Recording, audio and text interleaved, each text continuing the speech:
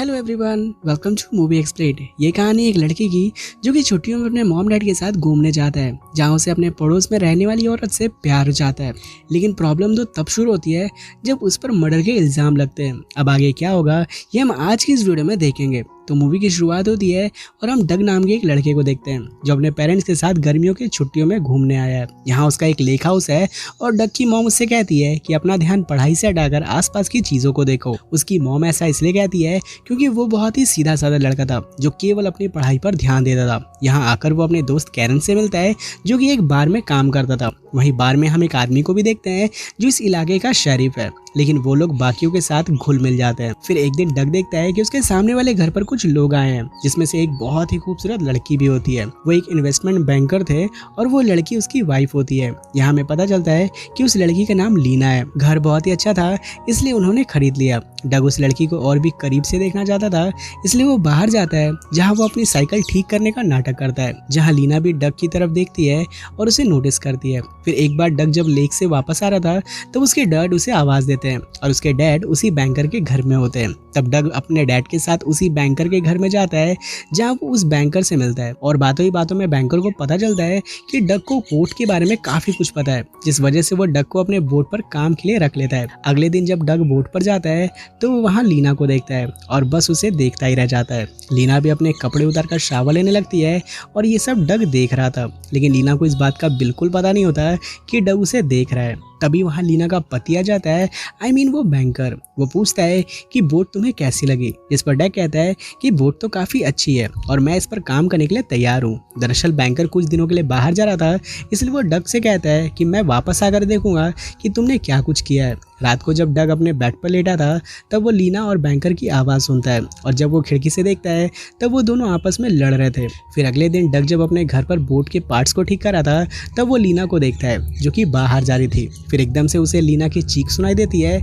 तब वो भागकर बाहर जाता है जहाँ वो देखता है कि कार में एक मकड़ी थी, जिसे देखकर लीना बहुत डर गई थी। यहाँ डग उसकी हेल्प करता है और यहाँ लीना और डग काफ़ी क्लोज आ जाते हैं। इसके बाद दोनों में काफ़ी बातें होती है और जब रात को डग वहाँ से वापस जा रहा था तब वो अचानक से लीना को देखता है जो कि उसका वेट कर रही थी। वो कहती है कि मेरा पति बाहर गया है और मैं घर की चाबी भूल गई हूँ, इसलिए तुम मेरी प्लीज मदद कर दो। तब डग भी उसकी हेल्प करने के लिए मान जाता है और वो उसके साथ उसके घर जाता है। तभी वहाँ बारिश शुरू हो जाती है, इसलिए डग घर की खिड़की तोड़कर अंदर चला जाता है और फिर अंदर से दरवाजा खोल देता है। लेकिन कांच की खिड़की तोड़ते वक्त डग को काफी चोट आ जाती है। लीना उसे कहती है कि मैं तुम्हें ऐसे घर नहीं भेज सकती, मुझे तुम्हारी हेल्प करने दो। अब इसके बाद लीना डग के घाव को साफ करती है, पर यहाँ डग अपने आप पर कंट्रोल नहीं रख पाता और वो लीना को किस करता है और इस पर लीना भी उसे मना नहीं करती और यहाँ ये दोनों इंटीमेट हो जाते हैं। अब क्योंकि ये डग का पहली बार होता है इसलिए वो हमेशा खुश रहने लगता है। ऐसे ही एक दिन जब वो बोट ठीक कर रहा था तब लीना उसके पास आती है और वो कहती है कि मैं देखना चाहती हूँ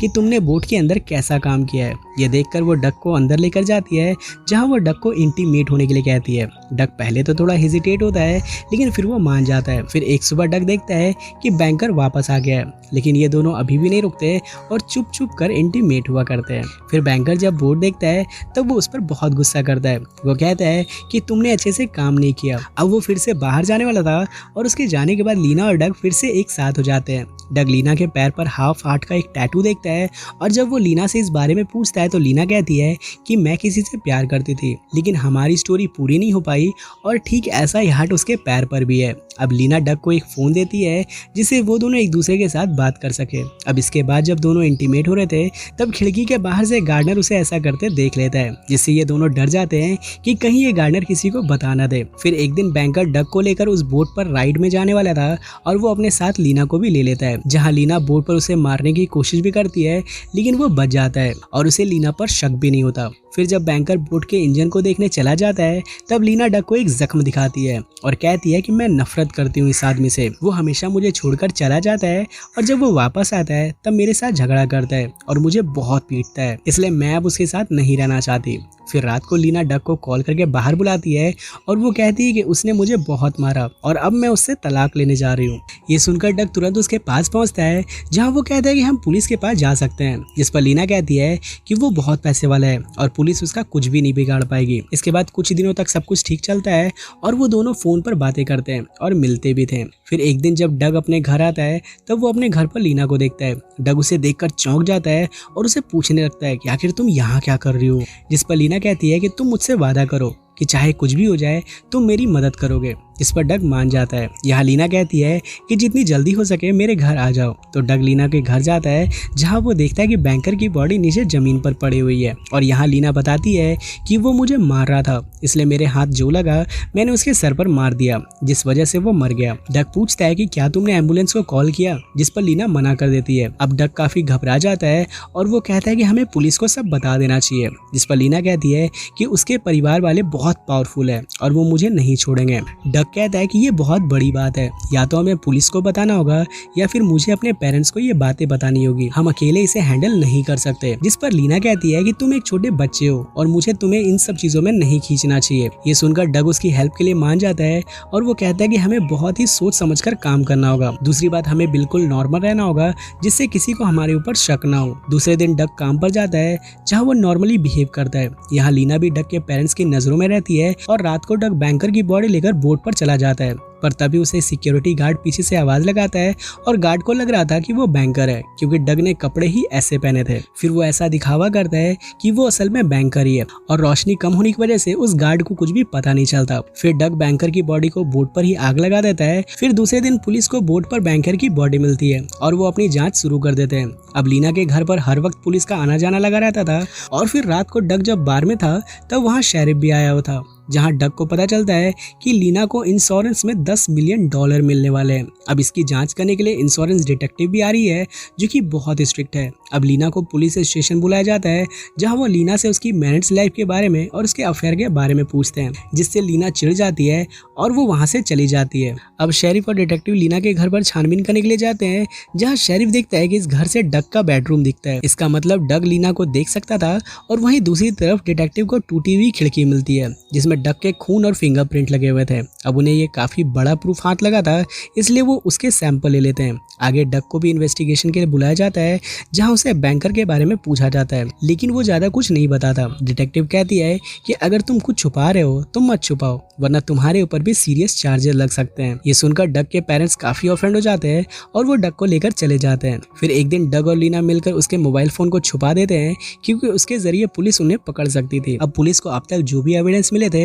वो डग के ब्लड के साथ मैच करवाना चाहते थे, इसलिए वो डग को पुलिस स्टेशन लेकर जा रहे थे और तभी डिटेक्टिव उससे बताती है कि लीना तुम्हें फंसाना चाहती है, तुम्हारा खून खिड़की वाले खून से मैच हो जाएगा, इसलिए हम ये कह सकते हैं कि तुमने ही बैंकर को मारा है। इसलिए जो कुछ भी तुम जानते हो तुम मुझे बता सकते हो, तुम्हारे पास अभी भी वक्त है। लेकिन डग उसे कुछ भी नहीं बताता, लेकिन इस बात से डग बुरी तरह डर जाता है और उसे अब लीना पर भी भरोसा नहीं रहता। वो सीधा अपने दोस्त कैरन से मिलता है और उसे वो सारी सच्चाई बताता है। यहाँ उसका दोस्त कहता है कि आखिर तुम्हारे पास कोई तो ऐसा प्रूफ होगा जिससे यह साबित हो जाए कि तुम और लीना रिलेशनशिप में थे। यहाँ डग को याद आता है कि मोबाइल फोन एक ऐसी चीज है जिससे ये प्रूफ हो सकता है क्योंकि उस फोन में कुछ प्राइवेट फोटोज और टेक्स्ट वगैरह थे। अब इसके बाद डग अपने फोन को लाने के लिए निकल ही रहा था कि तभी शेरिफ उसे बुलाता है और उसे बातें करने लगता है। वो कहता है कि अगर तुम कुछ बताना चाहते हो तो तुम मुझे खुलकर बता सकते हो, मैं तुम्हारी हेल्प करूंगा। इस पर डग कहता है कि आप गार्डनर से बात कर सकते हो, वो आपको हमारे बारे में काफी कुछ बता सकता है। बातों ही बातों में शेरिफ डग के फिंगरप्रिंट्स ले लेता है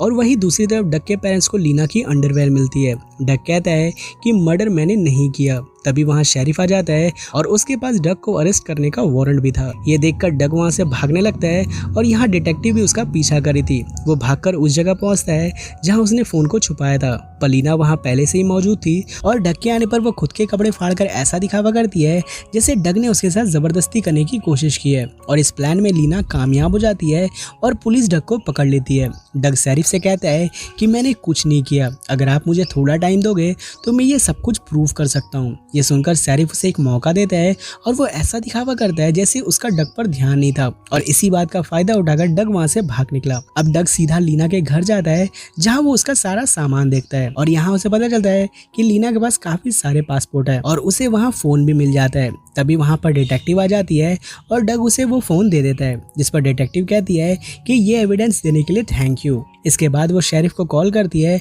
और डग का पता बताती है। फिर जब लीना और डिटेक्टिव जाने लगती है तब डग देखता है कि लीना के पैर में जो आधा हार्ट था सेम वैसा ही आधा हार्ट डिटेक्टिव के पैर में भी है। ये देखकर डग समझ आता है कि लीना और डिटेक्टिव दोनों एक दूसरे से प्यार करते हैं। अब डग के पास कोई भी एविडेंस नहीं था, इसलिए वो प्रूफ नहीं कर सकता कि लीना उसके साथ रिलेशनशिप में थी। गार्डनर का भी मर्डर हो गया था और फोन भी अब उसके पास नहीं था। फिर थोड़ी देर बाद लीना और डिटेक्टिव वापस आती है और फोन देकर चली जाती है। लीना डिटेक्टिव से मिली हुई थी, इसलिए उसे इंश्योरेंस के पैसे मिल जाते हैं और जब तक शेरिफ डग के पास पहुंचता है तब तक वो दोनों दूसरी कंट्री भाग जाते हैं।